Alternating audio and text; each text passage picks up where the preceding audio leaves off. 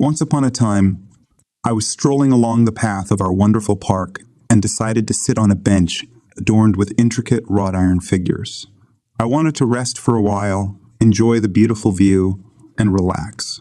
From where I sat, a small fountain of modest size was visible, with its delicate streams flowing in different directions. The soothing sound of the water seemed to calm my mind, as if inducing a meditative state. My attention was diverted by a little fluffy creature rubbing against my leg and softly meowing. I bent down and saw a tiny kitten, probably around 3 or 4 months old.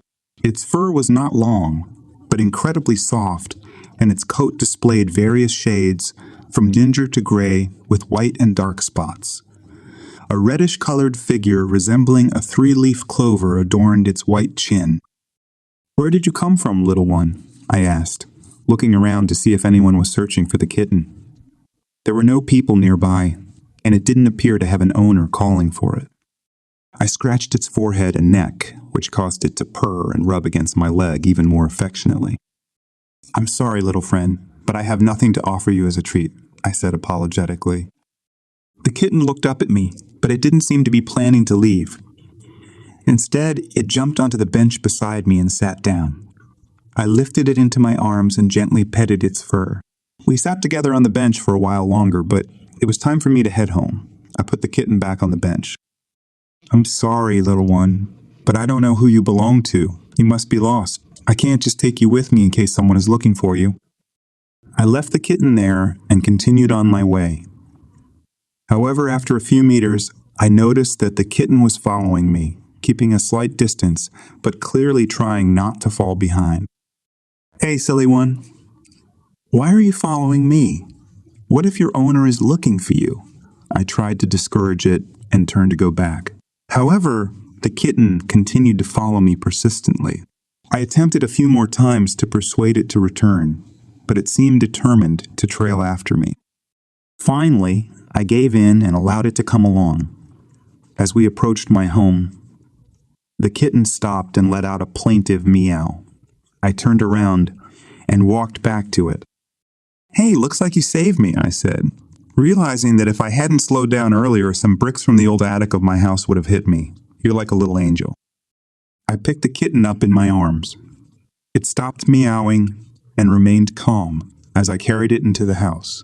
I took it to the kitchen and rummaged through the refrigerator, finding a can of tuna. I poured some into a small dish and placed it next to the kitten. "Enjoy, my little savior." "It seems you like tuna," I said, watching it devour the food with delight. "You'll stay with me for now. If your owner shows up, we'll return you. In the meantime, I'll call you Lucky, as you saved my life." After its meal, I spent some time playing with Lucky until my wife returned from work. "Oh, who did you bring into the house?" she asked when she saw the kitten. "He followed me on his own. He's so affectionate. Let's keep him for a while in case someone comes looking for him." "All right, he can stay. He's adorable," she said, gently petting Lucky too. At that time, the sound of a working jackhammer could be heard again outside the window. Our neighbor, who had bought the old house opposite us 6 months ago, decided to renovate it. Back then, he assured me that the repairs wouldn't take long. But time passed, and his renovation works didn't stop. While I went to work, which lasted only half a day, I worked as a loader near the warehouse to make some extra money. The rest of the time, I stayed at home trying to write my book. I had started this endeavor a long time ago. However, in recent months, when the workers in the house opposite were drilling or hammering something, it disturbed me and prevented me from concentrating. Cursed be them. They've been driving me crazy, I said to myself when they seemed to quiet down for a while, and I sat down with my laptop to continue my work. But as soon as I started typing, the piercing noise of the jackhammer began again, irritating me and disrupting my focus. I glanced out of the window and saw that the neighbor had just arrived at the gate in his brand new car. Without wasting a moment, I rushed to the door to catch up with him. "Hey, Chris. How much longer will this go on?" "You said the renovation wouldn't take much time," I asked him. "Yeah, I know." But I decided to replace the old asphalt path here, and that stone fence in the middle of the yard is bothering me. In short, there's still a lot to do here, he replied. But, I'm working on my book, and these noises from your damn renovation are preventing me from concentrating. Well, just close the window. Problem solved. In the first place, that doesn't help. The noise still gets through. And why the hell can't I open my window to get some fresh air? Why are you getting so upset? It's my house. I have the right to renovate it, he said, turning to go into the yard and locking the gate behind him. Fuming with anger, I returned home. What, did you argue again? My wife asked when she saw me come back looking upset. Yeah, damn it, he's getting on my nerves. His never-ending renovation is driving me crazy. Everything is just getting to me. Don't I deserve a peaceful and quiet life? She sat down next to me on the couch. Well, we have our countryside house. You can go there and work on your book. And my job. Quit. It's extra income. While I'm writing something, we need to pay the bills somehow, and they pay well there, even for the half-day shifts I work. Well, it's up to you, she replied and left. I stayed sitting on the couch, and our kitten Lucky jumped onto my lap, purring. It calmed me down a little. Days passed, each one resembling the other. I returned from work, tried to make peace with the rage in my head caused by the construction noises, and spent time with the little cat. The only time of tranquility was on Sundays when the workers had their day off. The rest of the time went by as usual. Sometimes the noise gave me migraines. I couldn't understand why Vanda, my wife, was completely fine with all of this and never complained. Perhaps she had nerves of steel, unlike ordinary people, because how could anyone endure this daily noise? I even went to the pharmacy and bought earplugs. They help me sometimes, but not always. 2 weeks later, my boss at work told me that it was time for vacations, and he was granting everyone a week off. It was my turn. Well, thank you, I said, relieved. This vacation is just what I needed. I'll go somewhere to relax. That neighbor won't finish his renovation, and I just can't find peace. I don't care about your neighbor. Take your vacation and go wherever you want, my boss replied.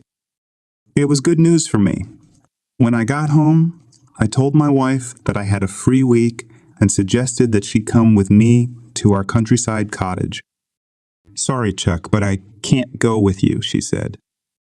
Why? I asked, surprised. Well, you know that I've been working as a cook for the neighbor, and his renovations haven't stopped yet. And now you'll finally have the quiet and peaceful time you've been dreaming of, and you can sit and write as much as you want, she explained. Is this guy more important to you than me? He could have waited. Come with me, I pleaded. Sorry, Chuck. I already promised him. So go on your own. Her words and decision surprised me a bit. We had been living together for several years, and now she chose to stay and work for the neighbor instead of going on a relaxing trip with me. I went to the living room, poured myself half a glass of whiskey, and started sipping it slowly. Lucky the cat didn't keep me waiting and immediately ran into the living room, sitting next to me on the couch. What's up, little one? Do you criticize me for drinking sometimes? I noticed him glancing at my glass. Well, I'm just a human. Sometimes I need a drink to calm my nerves. Although why am I explaining this to you? You're just a cat and don't understand human language. Honestly, I must admit that during all the time I spent with the cat, I often felt like he perfectly understood what I was saying, as if he wasn't just a cat but a person in a cat's body. Or maybe we just grew so fond of each other during that time that I simply imagined he understood me. Planning to spend a week at our countryside house, I decided to take Lucky with me. I even went to the store to buy some canned food for him. While browsing the aisles, I noticed my neighbor pushing a cart and putting various fancy items in his basket. I wanted to say that I didn't want to meet him even by accident, but in one of the aisles, we almost bumped into each other. Oh, Chuck. Hi there. Decided to help your wife with grocery shopping, he asked. What's it to you? I replied. Just asking. We're neighbors, after all.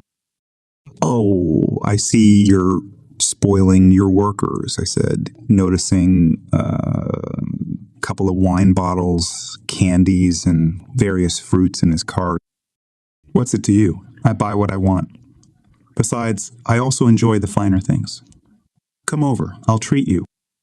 No thanks. I have a lot of things to do, I said, and quickly went to the cashier, eager to pay and avoid running into Chris again. Luckily, I succeeded, and soon I was driving back home. What? Did you buy too little food for yourself? Will that be enough for a week? My wife asked when she saw the contents of the grocery bags I brought home. Don't worry about me. I won't starve. I'm more concerned about your interaction with Chris, I replied. Why are you making such a fuss? I'm fed up with it, she said, and left the kitchen. The next day, as planned, I headed to our countryside house. It was peaceful and quiet there, with nature surrounding us, and the other houses were far apart, so no one bothered anyone else. I turned on the lights after entering the house and realized that the electricity wasn't working. I went outside and started the generator. Now everything was functioning, and I could peacefully focus on my work. The most important things I brought were my laptop and the cat. Lucky stayed by my side almost all the time while I was working on my text. Sometimes I called my wife. We didn't talk much as I wasn't a fan of long phone conversations. We asked about each other's well-being, and she even inquired about Lucky. I told her that he was supporting me here and even sleeping with me. The week flew by unnoticed. I managed to finish my book a little ahead of schedule and decided to return home a day early. However, when I entered the house, I noticed it was empty. My wife was nowhere to be found. She probably went to the store, I said to the cat. I took my 2 small suitcases that I had brought along and carried them to the bedroom to unpack. Some things needed to go directly into the laundry basket, while others remained clean and were to be put in the wardrobe. But when I entered the bedroom, I noticed that the bed we slept on was not made, as usual. She usually made the bed every morning after we woke up. I thought she had decided to relax from her daily routines and didn't pay much attention to it. After unpacking my things as planned, I went down to the kitchen to have a snack. There were only fried cutlets and a bowl of salad on the plate in the fridge. That's strange. She's a vegetarian. Who did she make cutlets for? I wondered. Still feeling hungry after a long journey, I took everything out and finished the meal. Surprisingly, the cutlets were delicious. I filled Lucky's bowl with his favorite canned food, and after lunch, I decided to lie down on the couch in the living room, watch TV, and wait for Vanda's return. But she was still absent for a long time. After a couple of hours, I had already assumed she must have finally returned. But how could she have known that I came back earlier? After all, I hadn't informed her, and my car was already in the garage. Nevertheless, I went to the door to open it. Outside stood my other neighbor, Michael, whom Chris had also driven to madness with his renovations. Hey, buddy. Sorry I saw you arrive. Didn't come to say hi right away. I decided to run to the store first. Don't want us to chat in the dryness, right? He pulled out a 6-pack of beer from behind his back and handed it to me. Sure, come in since you're here. By the way, have you seen my wife? I've been waiting for her for a while now, and she's still not back, I said. Let's have a beer instead. Oh, the baseball game is starting now. Let's watch it. I realized that I wouldn't get an answer to my question right away. We went to the living room, and I changed the channel to watch the baseball game. Michael was an avid fan of the sport, but I, on the other hand, didn't really care about it. I had my own interests. After the first inning and a couple of beers, I checked the time again. Vanda was still not back. I decided to call her to see if everything was all right. Yeah, she answered. Hey, what are you up to? Just the usual stuff, this and that. Why? Just wanted to check. Where are you right now? What's with all the questions? Can't I leave the house? You're asking strange things. I can hear in the background that you're not at home. So what? What's the big deal? She retorted. Nothing, I replied, hanging up. From her voice, I could tell she wasn't sober and was in a rather cheerful mood. All I could do was wait for her to return, and then ask her where she had been and with whom. Worried about your wife? Michael asked. Yes, she's taking a while. Oh, don't worry. She's probably just hanging out with Chris, as usual. What? What? Michael's face turned serious, realizing he had said something he shouldn't have. Sorry, buddy. I thought you knew she spends a lot of her free time with him ever since you left. Really? Why didn't you tell me about it before? Sorry, I thought you already knew. As you can see, I didn't. The cat, sitting between us on the couch, let out a plaintive meow, and I picked him up on my lap.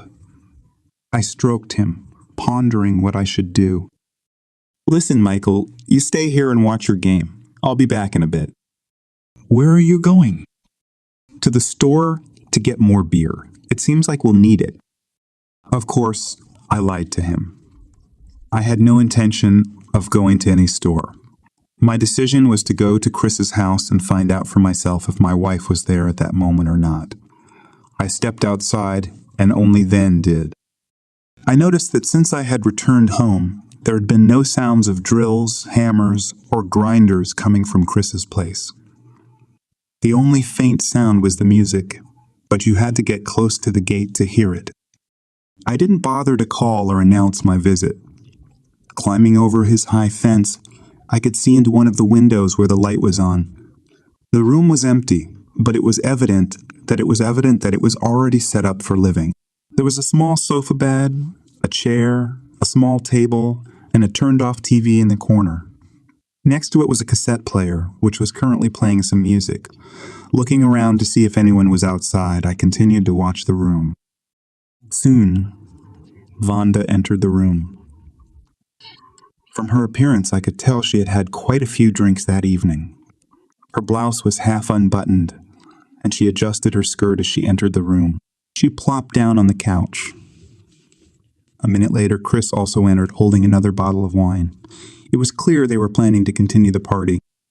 Chris sat down next to Vanda and began to embrace her and touch her thighs. She whispered something to him, and he uncorked the freshly brought bottle of wine. I observed closely, noticing 2 empty bottles on the table. "Oh, you scoundrels," I muttered to myself. I was about to storm into his house and create a scene, suspecting that Vonda was having an affair with this scoundrel. However, I had not witnessed the act of betrayal yet. Them simply drinking alcohol together didn't prove anything.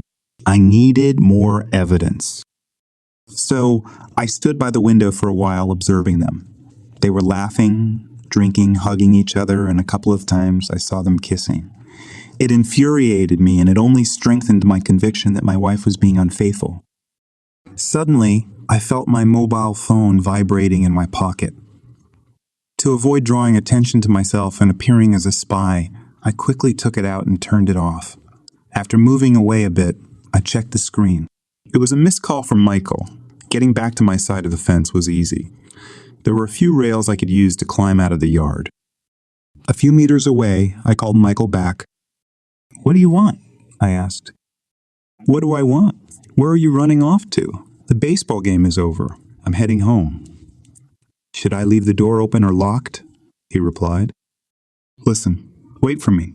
I'll be there in just a couple of minutes." I hung up and hurried back to my house. Michael hadn't left yet. "Oh, where's the beer?" he asked. "What beer?" I didn't understand at first. "The one you went to the store for." "Oh, that." Well, there was none left. The line was long. In short, no beer. "All right then, can I go now?" "Wait, remember how you said Vonda has been going to Chris's place quite often?" "So?" "I'm curious. What is she doing there? Have you seen anything?" "No, I don't get involved with him. I can't stand his constant chatter." "Anyway, I'm going home. Don't you want to know who won the game?" "To be honest, I don't care. You know, I'm not interested in such things." "All right then. See you." After closing the door, I sat in the living room where a commercial was playing on TV. I turned it off completely. I sat on the couch and wanted to pick up Lucky, but he wasn't there. I called for him, but there was no response. I went to the kitchen, calling his name, and then searched the whole house before stepping outside. As soon as I called him from the porch, he rushed to me, meowing. "Where were you, little rascal? Were you spying on me?" I picked him up and headed back inside. Vonda returned about 40 minutes later. I heard her trying to walk quietly down the hallway, but she stumbled a couple of times, probably bumping into the furniture. "So, where have you been?" I asked. "What the... Aren't you supposed to be away? You were supposed to come tomorrow." "I asked you where you've been." "It's none of your business. I was out with friends." "Friends, you say? And what's your friend's name?" She looked at me with wide eyes, as if I was asking her something impossible. I placed the cat on the couch and walked up to her. She was struggling to stay on her feet. I grabbed her by the throat and pressed her against the wall. "I'm asking again, where were you? Answer properly." Feeling my anger rising, she was terrified, and her eyes betrayed fear. Yet, she remained defiant, claiming she was out with her friends. "Don't lie to me, you bitch. I know you've been involved with that scumbag, Chris. What on earth did you find in him?" She seemed to grasp what I was getting at and began to invent various excuses on the spot, just to get me to leave her alone. "What?" I said. "I go to cook for him." "I know that ever since I left, you've been spending all your time with him." "Why? What do you have with him? Answer me." I raised my hand, but I didn't strike her, hoping the gesture would compel her to tell the truth. She looked at me with fear in her eyes, realizing I had uncovered her secret, but she was too afraid to confess. I released her throat, and she slumped down the wall, resting her hands on the floor, and started crying. She lay down completely on the floor as if she wanted to disappear through it. From her behavior, I understood that all my suspicions had been confirmed. She wasn't just drinking with him. She wasn't just drinking with him. She was having an affair. I walked around the room trying to calm my rage so that I wouldn't harm her. After a few minutes, I approached her again. She was still lying on the floor, crying. I lifted her chin and looked at her chin and looked at her tear-streaked face. Her mascara smeared. "Answer me. Did you sleep with him in our home?" I asked her. She gazed at me with terror in her eyes, but she still didn't dare to speak the truth. I couldn't contain myself, and I slapped her. "Answer me," I said. She merely nodded, continuing to cry. I grew angrier and angrier. I wanted to beat her like a common whore, like a betrayer. But as I approached her, I grabbed her by the back of her shirt, like one would lift a kitten by the scruff, and lifted her up. "You slut. How could you do this to me?" I yelled. "What have I done to deserve you going to him?" "I'm sorry," she whispered. I threw her back to the floor where she had been lying before.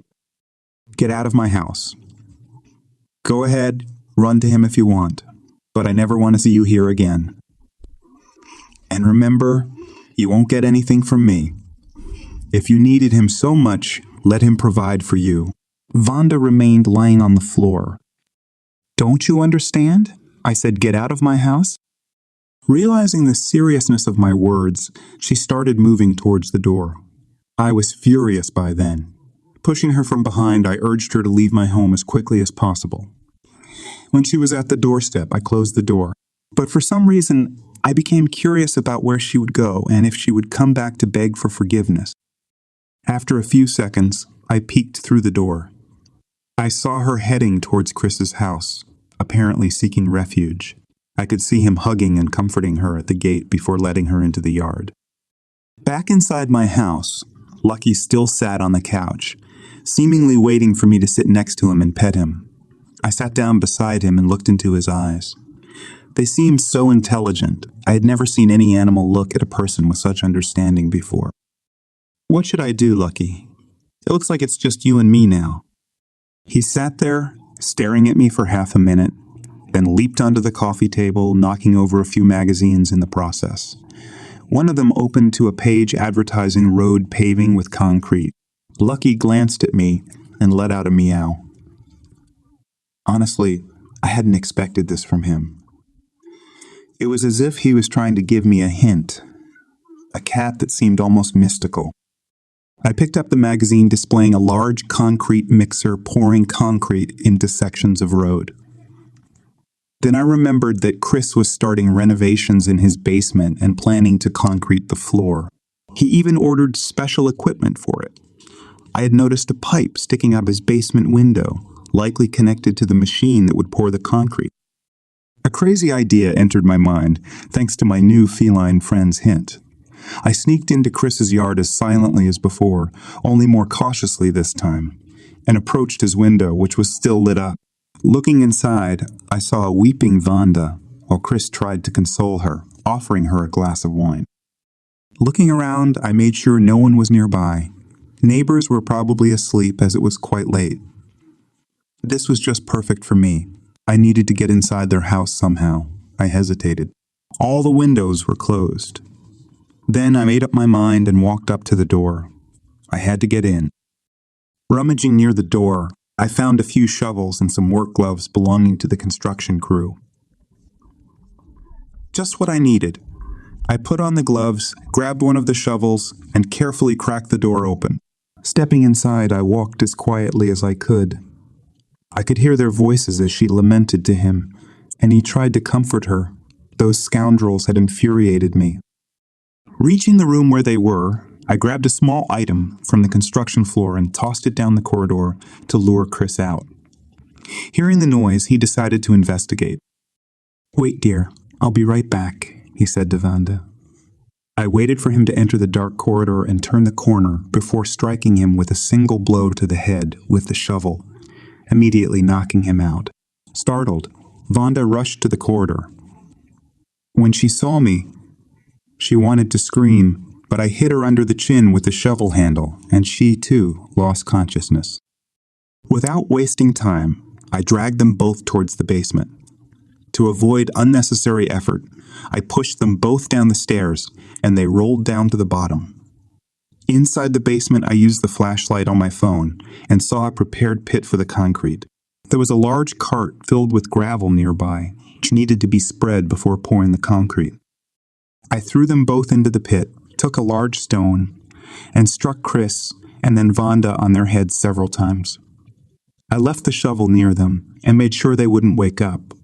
Then I climbed out of the pit and pulled the lever. The trapdoor opened and all the gravel poured down, covering them both.